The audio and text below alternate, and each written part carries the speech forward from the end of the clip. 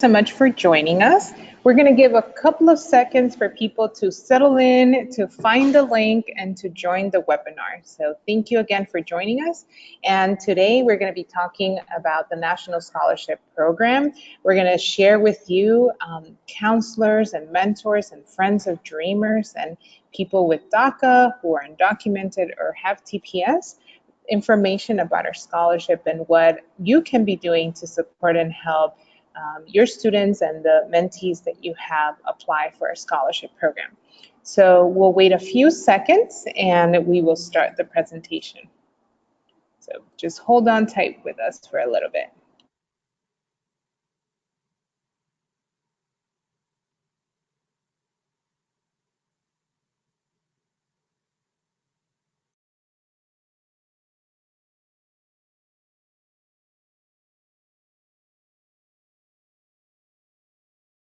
I can see that we have already a few folks with us. Thank you so much for joining us.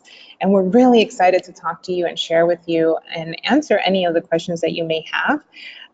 Every year that we've had the Dream.Us since we started in 2013 with our first tiny pilot, and when we launched it in February 2014, things have changed. And so I hope that you are paying attention because we did make some changes to our program. So hold on tight with us until we get a few more folks.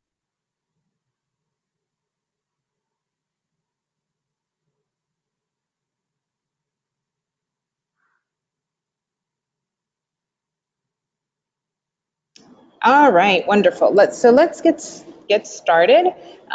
So my name is Gabby Pacheco, and I am the program director for the Dream.Us, and I specifically work on what's communications, advocacy, and development. So one of the things that I get to do is go across the country and think about ways that we can promote the scholarship. So it means so much to me that you are here with us today to learn about our program.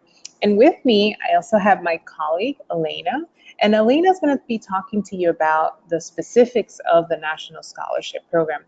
She oversees our scholarships, and she's going to tell you a little bit more about the dates, the eligibility criteria, etc. So let's just get started.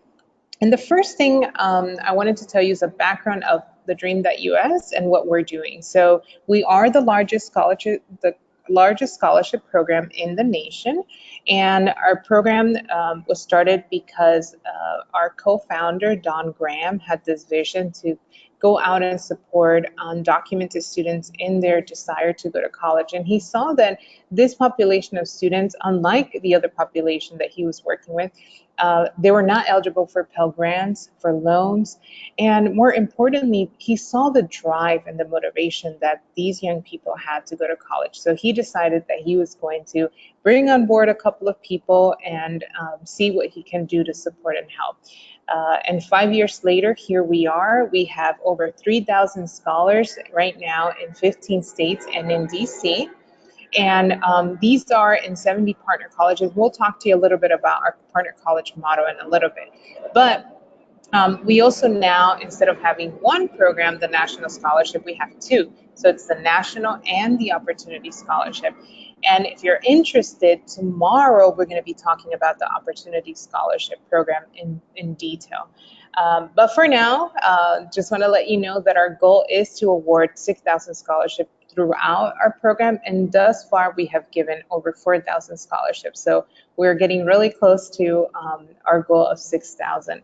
And with that, we also want to do 4,500 graduates. We want to see a lot of these students graduating with their bachelor's degree and some with associate's degrees. So let's launch some polls. We want to get to know who our audience is a little bit and see how much into detail we need to get into some of these things. So the first poll is, do you know what DACA is? So we're going to wait a few minutes and let you fill out the poll. So it's either yes, I've heard of it, but don't know what it is, and I don't know. So Elena, when you're ready and you see folks have submitted their answers, we can close the poll. Okay, well, all of you know what DACA is, so we don't have to spend too much time talking about it. But I'll talk to you a little bit about the DACA eligibility, because that is one thing that we're doing this round. So the next poll question. So how many undocumented students do you serve? So none, 1 to 9, and you can guess 10 to 49, 50 to 100, or over 100.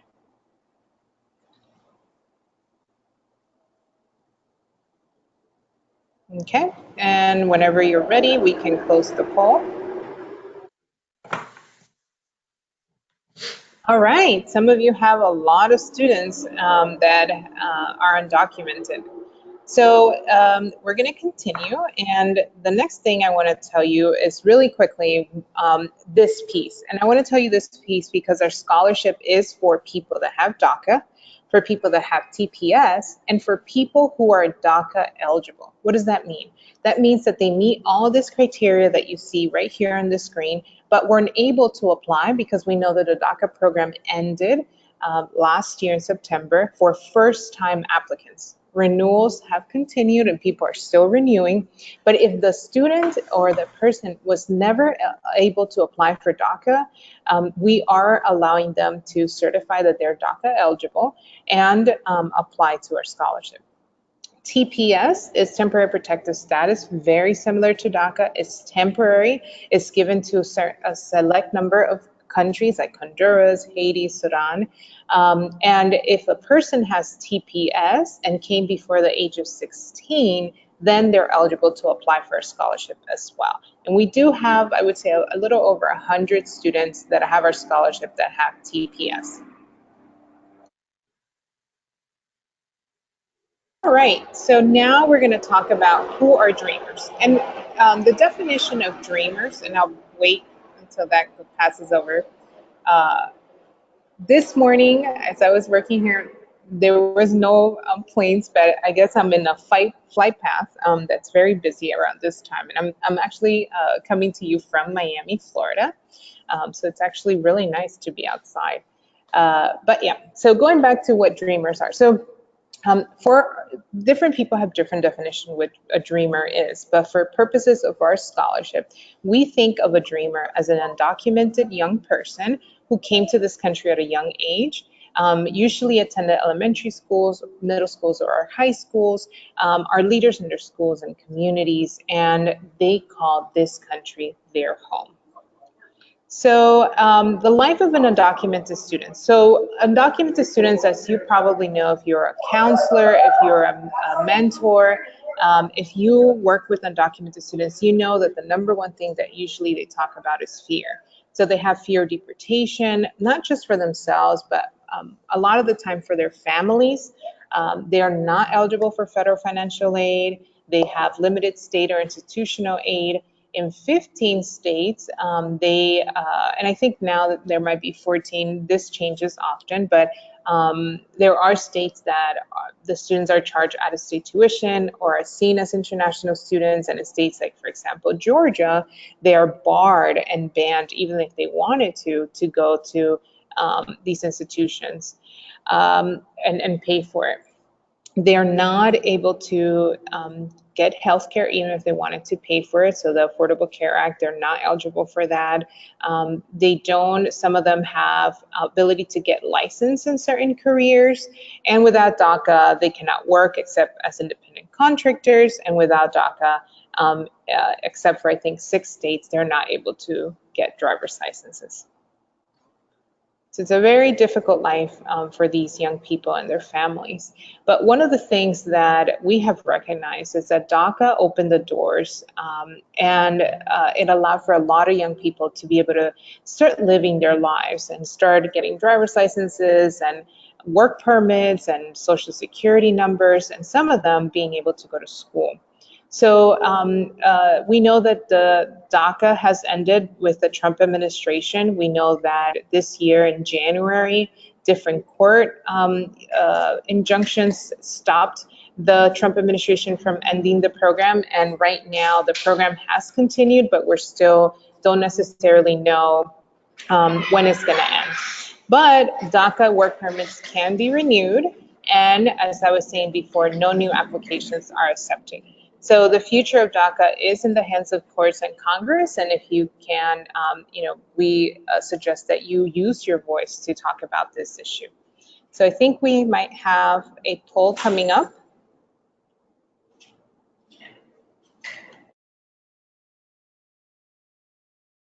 All right, so really quickly, so Dreamers and DACA. So what do you all think? And what you've been hearing, should they renew DACA as soon as they're able to do so? Shouldn't they not renew DACA because the government will get their information? And should Dreamers who do not have DACA apply immediately? What do you think is the right answer? Okay, so 100% of you say that they should apply as soon as they're able to, and it's just a renewal, so that is correct. So we don't know, as we were saying before, what's going to happen with DACA, and if somebody is within, depending, some people say 6 months, others say a year of their DACA ending, it is highly advisable for people to renew their DACA now. And it's always really important for people to use some sort of legal help, so either a BIA representative, an attorney, or there are many clinics and law clinics at universities and nonprofit organizations. All right, so we just did that. And the last thing I wanted to share with you is our partner colleges. And we have, like I said, over 70 colleges in 15 states in Washington, D.C. And the reason why we chose these colleges is because we wanted to work with colleges that provide affordable college education. So our scholarship is in up to $33,000 for a bachelor's degree. So that means that more or less they're getting about $8,000 a year with our scholarship, and with the institutions that we partner with, the students either have to pay nothing or very little to their education because of the affordability of these institutions. The other thing too is that we chose these colleges because we wanted to make sure that these colleges were supportive of our students, that had a track record of supporting Dreamers. And the other thing is that every single one of these colleges have advisors that support our students throughout their journey. So we wanted to make sure that we partner with institutions that had a commitment to our scholars, because we know that this population is a population, as I was sharing before, is going through a lot of anxiety, stress, because of the current immigration status that they live in, the current status of what is in the country. But together, what we're trying to do is get a goal of 75% completion. And today, we're really happy to let you know that our first year persistence rate is 94%.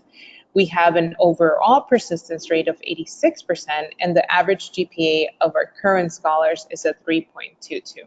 So these are highly motivated students, and we're really, really excited for them. And the last thing is that we want to make sure that our scholars are going in cohorts. So we don't necessarily send one student to one institution. What we like to do is send a minimum of 7 to 10, because we know that having a community, kind of like the posse model, is really important for the success of these students. So we have over 3,500 scholars nationwide. These students are motivated, informed, and they support each other. And we also do a lot of webinars and workshops throughout the year. We bring our scholars together to do little pizza parties or dinners. And they also have a scholar community on Facebook that it's private. Only scholars are able to go and join it, and they have to have a special code actually to be able to join this. So I'm going to turn it over to my colleague, Elena Solorio, and she's going to tell you more about the National Scholarship Program in detail. And I'm really excited because this is the meat of what we want you to hear. So turning it over to her. Hi everyone, as Gabby said, my name is Elena Solorio and I am the Senior Program Manager here with TheDream.US, and I do handle the scholarship program. That is my baby. So to give you an idea, our National Scholarship Program, which is the one that we're talking about here today, we offer 2 types of scholarships. with that. And I'm going to apologize real quick because my cat just walked into the room and he's trying to get in front of the screen. So sorry, guys. This scholarship, we offer up to $29,000 in total for tuition and fees for a bachelor's degree. It is spaced out over the 4 years, potentially 5 if somebody needs a little bit longer and they haven't used it all. They do have a 5th year that they are still eligible for the scholarship. And our 2 types that we offer, the first is for our high school graduates. And that is for anyone seeking either an associate's degree or a bachelor's degree. If they originally start out with us and they want to go just strictly for their associate's degree or to try to maximize their scholarship funds, once they finish with their associate's degree, we allow them to continue on to earn their bachelor's degree. They do not have to be current high school graduates. It is open to somebody who has graduated in the past, and as long as they have not attended a 4-year college or university, they are still eligible to apply as a high school graduate. There is some additional criteria that goes along with that, which I'll speak on in just a few minutes. And then our second program, our scholarship type, is for our community college graduates. And that is for anyone who has already earned their associate's degree and they want to continue on to go towards their bachelor's degree. And so here's the criteria for our high school graduates. We are looking for anybody who has earned a GPA of 2.5 or greater, or they have earned a high school equivalency diploma. They don't have to worry about providing any documentation to go along with that outside of letting us actually see that they have earned the diploma. So we're not trying to correlate their scores for that to the 2.5. The company that we work with who handles our online application, they will actually do all of that for us. And then our community college graduates, we want them to have earned a 3.0 or greater for their associates in order to apply. If they have taken the ACT or SAT, they'll provide those scores to us as well. If they haven't taken it, there is an option in there where they'll let us know that they've not taken it or they've not received their scores back. So no need to worry on that front. And so here is the caveat to somebody who is not a current high school graduate. So as long as they have not earned more than 21 credits at a community college, they are still eligible to apply as a high school graduate. And as long as any of the applicants have not attended a 4-year university, this goes for high school graduates or those wanting to apply as a community college graduate, they would be eligible. And they must also be eligible for in-state tuition at one of our partner colleges as long as it is a public college. If it is a private school, obviously don't have to worry about meeting that criteria, but the big criteria is the residency that they must qualify for in-state tuition. They will also let us know whether they currently hold DACA, TPS, or if they are DACA eligible based on the criteria for that. And then if they are selected as a winner, they must enroll in one of the partner colleges within a year. So we typically notify the winners late April, and so they would either have until the fall of 2019 to enroll in one of the schools or the spring of 2020. And so this is kind of just the generic timeline letting you know the application's already open. It's been open for just over a month now, and it will close on February 28th. Now that is a key date, and they have to make sure that the entire application is complete. So all required questions are answered, and any required uploaded documentation has also been required or been provided. And then again, we'll notify everybody in late April whether they have been selected as a winner or not. And then this is just a quick screenshot. Once they do start the online application, this is what it's going to look like for them. Each of the little tabs up at the top, welcome, instructions, applicant, academics, Those are the components of the application. So that's just a quick snapshot of it there. And then here's a little bit further overview of what we're asking for in each of those sections. So for the applicant data portion, we're asking for their demographic information. The only piece that we are not asking them to provide us is their address.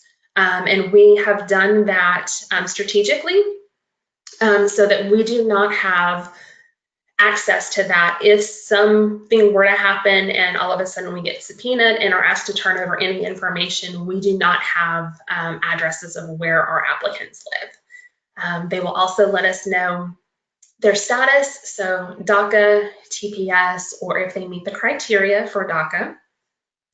Next is applicant information. So this is where they'll let us know what partner college they are selecting as the school that they are hoping to attend.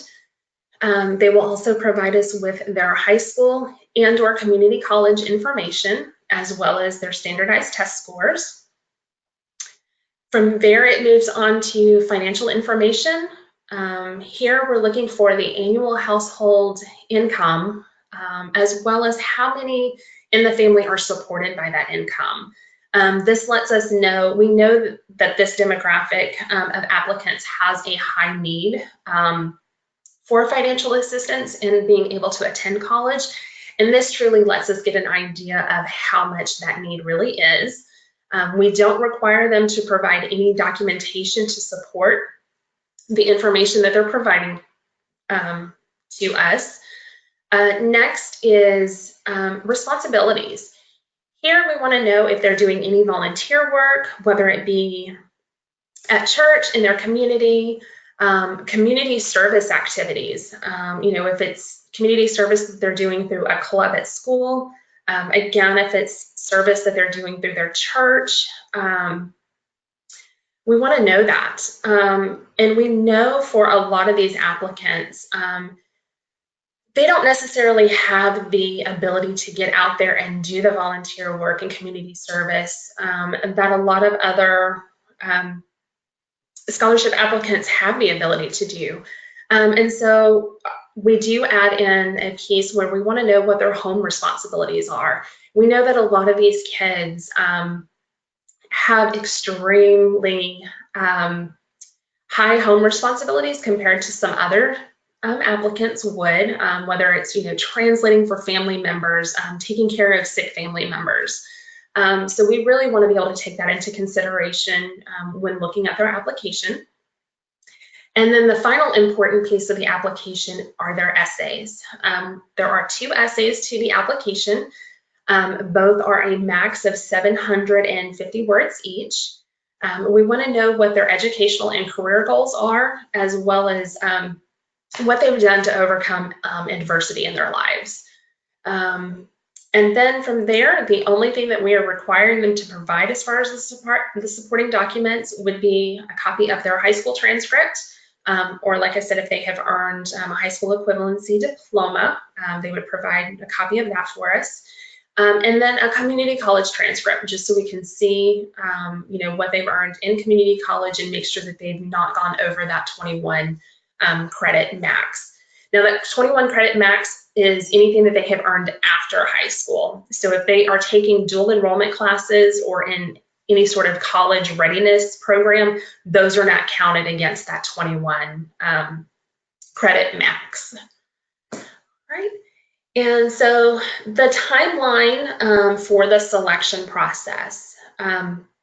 So the way it works is in March, after the deadline, ISTS, which is International Scholarship and Tuition Services, that is the company that we work with who administers the online application for us. They will take all eligible and complete applications, and they will do an initial review and score all of those applications. And they're scoring all of the grades. Any test scores have been provided, whether students are taking advanced courses. They're also looking at their responsibilities, so the volunteer work, community service, and home responsibilities. From there, once those scores have been tallied, we then get a list of finalists.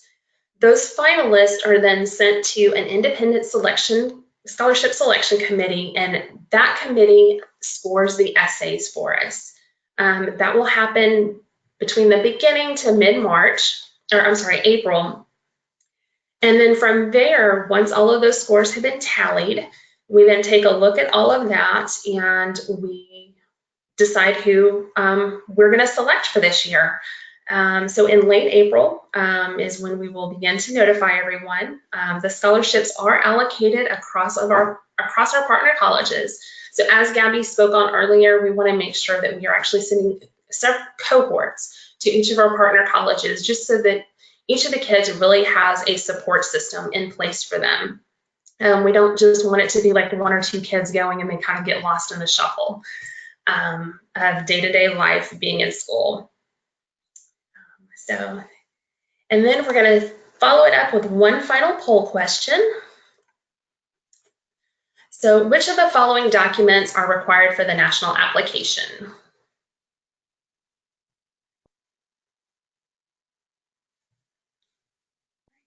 Give it just another moment here. All right.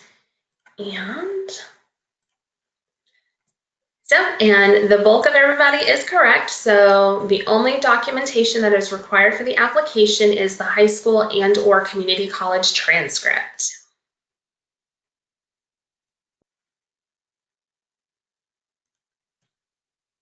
Right. And now I'm going to turn it back over to Gabby. Thank you so much, Elena. You're welcome. All right. So we know that you are already doing so much to help these students. And one of the things is we've surveyed our scholars and we've asked them, who plays a very important role in their lives. And they always say, their advisors, their counselors, their mentors. And so we're really grateful that all of you are here with us today, because we know that, one, you can help us get the word out, but two, help these young people apply for this and know that there is hope, that people do believe in them. And so we have on our website flyers that you can use, that you can download and make copies and give out to students and parents. If you go to our website, there's also a list of other scholarships that are available for undocumented students. We know that there's not that many, but there actually is a few out there that accept undocumented students. We know the power of social media, so we ask you to please follow us on Twitter and Facebook. We also have an Instagram account, and share the information that we're putting out there. Not only do we put information about our scholarship program, but for example, on Friday, we did a little quick 2-minute video, myself and my colleague Sarana, and we talked about the importance of going to college and one of the 3 things that are important for that. The other thing is we also think that it's really key and important to do fairs and workshops. And at those fair and workshops, you can give out flyers. And again, you can download our flyers and print them out.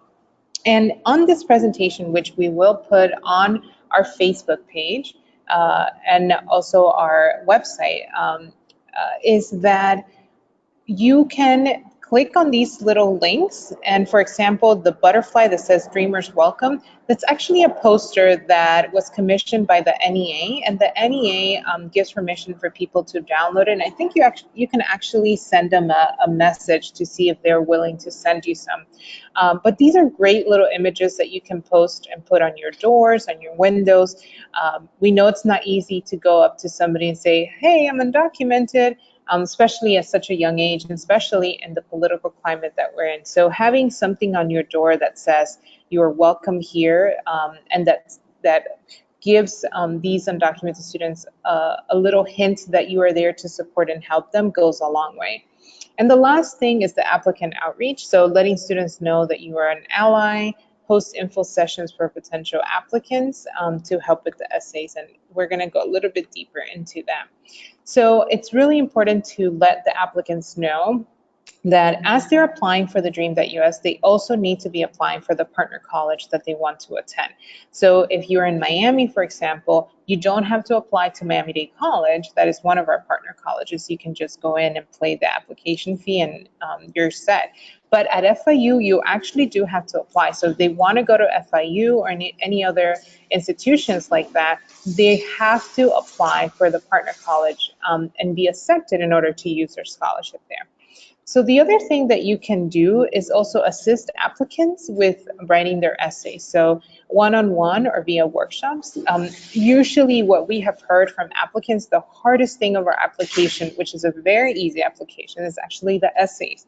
And it's hard for them because we ask them to go in deep and to talk about their hardships and what's going on in their adversity. And that's hard for a 17, 18-year-old to do. And even a college, community college graduate. So getting assistance with that is really important. And the other thing is that our selection committee, the people that read these essays, are actually very picky. And what they've told us is that while the substance is what's most important, if they see essays that have a lot of grammatical issues, spelling issues, they don't tend to get the maximum amount of points because it's distracting for the reader. So it's really important that the people who are applying have somebody there to help and support them as they are completing their essays. As well, sometimes they have issues uploading the transcripts, so getting some support of that and reminding them of the application deadline and to not wait till the last minute. If they have their application, they've completed it, they've had their essays read, they should go ahead and submit their application. We actually have, I think it's last time I looked at it, over 100 people that have already submitted and completed their application. So good for them. All right, so we are now going to take some questions from all of you. And the way you can do this is there's a little hand that you can put up. If you do that, we can actually get you to talk to us live. But if you are a little shy or just want to type in your question, you can also just type in your question in the box that is right there to the right. So we'll wait a few minutes to see if anybody has any questions. And Elena, I don't know if there's anything else that we missed, anything that you think the folks should know. I don't believe so. There was one question that came in at the very beginning, and I did answer that one already, but just so that everybody knows what that question was, we were asked if the PowerPoint presentation would be available. So we will make it available along with the recording for everyone. Yes, and I see that we do have one person that is asking a question. So let me see if...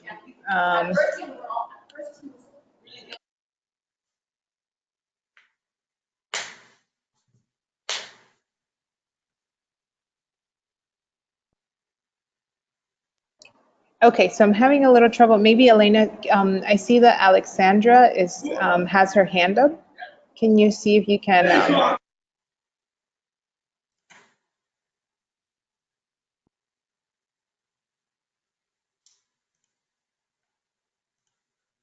Oh, I think she put her hand down. If you can always ask the question on the little chat box again.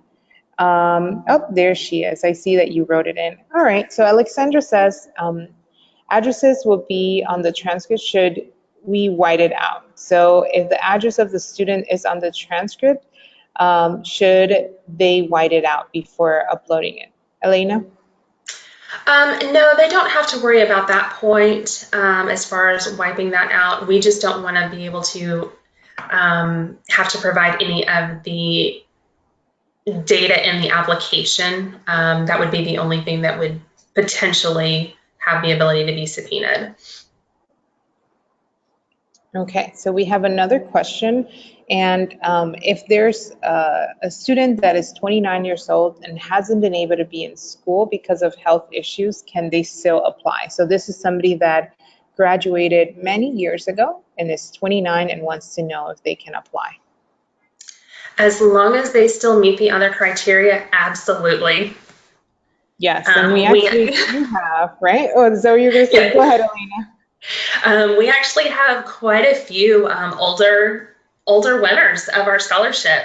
Gabby had actually mentioned Sedana earlier, who is actually now works directly with us here at TheDream.US. She graduated this past spring, and at this point, Sedana's in her early 30s.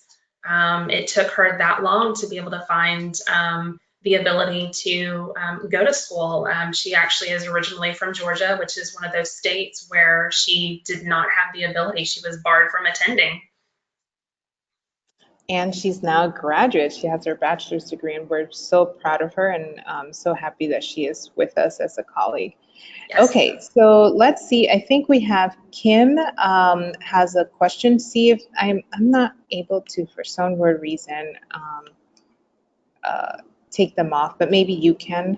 All right, let me see if I can unmute her. All right, Kim, I've got you unmuted if you have the ability to ask the question.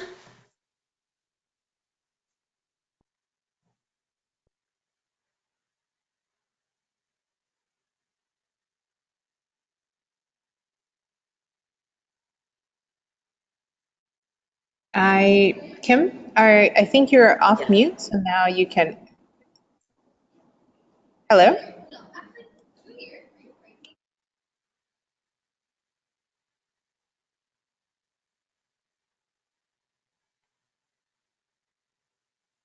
All right, she's back on mute. So I'm not sure if she's going to get under the little question box and type it in for us or not.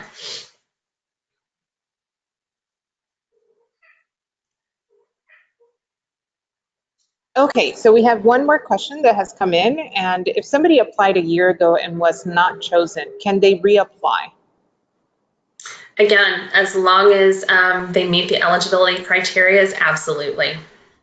Yes. So, and that's one thing I think it's really important, especially for counselors and teachers who had students 2, 3, 4 years ago. If you do have the ability to reach back out to those students, maybe they're out in the workforce, but always had this dream of going to college, let them know about our program. Age is not a factor unless they meet, they have to make sure they meet the criteria. But also, we did change some of the criteria, the eligibility criteria on the number of credits. So if Elena was talking about this, but just kind of to highlight this again, if they have not gone to a four-year university and have taken less than 21 credits at a community college, they're also eligible to apply. So even if that was 10 years ago, they're able to apply for a scholarship to start with their dream of going to college. Okay, so let's see if we have any other question. Yes, we do. All right, so we have two more questions. So Elise is asking, can you clarify why a transcript is not able to be subpoenaed along with the application? So the data that would be subpoenaed would be any of the data that the students have written in the online application portion.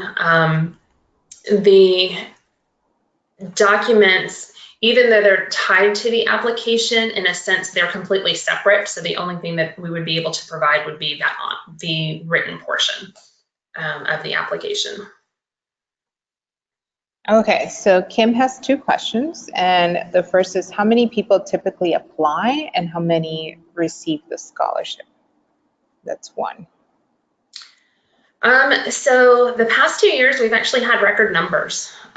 We have had the past 2 years over 3,000 applicants actually complete the application. So we've had a large pool of applicants to choose from. Started numbers are definitely a lot more than that, but you do get people who will start the application and then open it, realize that they don't actually qualify for it, and so they don't complete it. So the numbers that we really looked at was we had well over 3,000 complete applicants, and last year we awarded over 1,000 applicants the scholarship. All right, and so the other question is, does it pay for room and board? It does not. The scholarship does go strictly towards tuition and fees. There is a small stipend that is available to some scholars. There's 2 states that are not eligible to receive the stipend, which is California and Washington State. We also have a partnership with Purdue Global University, so formerly Kaplan University. So that is an online university, and the stipends are not eligible for that as well. And the stipends typically, like I said, it's only about $5,000 a semester, or I'm sorry, $500 a semester. And so that can go towards like books and supplies, but everything else is strictly tuition and fees. Great. Okay. So I don't see any other questions coming in. This is your last chance to submit a question if you have some. And myself and Elena and the rest of the Dream.US team want to say one more time, thank you, thank you, thank you so much for everything that you are doing for these students. You know, as we hear sometimes in the media and the news, sometimes nasty and mean things are said about them. And they hear that and that stresses them out. But I think having you and us and other, you know, 80-something% of the American public supports these young people. And so we want to make sure that they feel that and that they know that we believe in them, that we want them to go to college and that we're here to support them. And of course, we don't have the money to support them all, but we're hoping to do as many as possible. And so to Kim, to your question, our goal this year is to provide scholarships to 800 students nationwide. And we hope that some of those are some of your students. So to Kim and everyone else that joined us, thank you so much. I'm going to give one more look at the web questions to see. And okay, one last question. And the question is being part of a church group count as volunteering? I have been in that church group since I was 12 years old, and I guess this is an applicant asking this.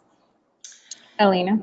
Sure. So kind of the way to think about that is, you know, through a church or religious organization, you know, of any sort, you know, if you're, you know, you volunteer once a month to help out in the nursery, or, you know, you work with a youth group or things like that, yes, that would definitely be considered volunteerism. Versus kind of community service. Community service is a little bit more actually being out in the community and doing some sort of service for the good of others.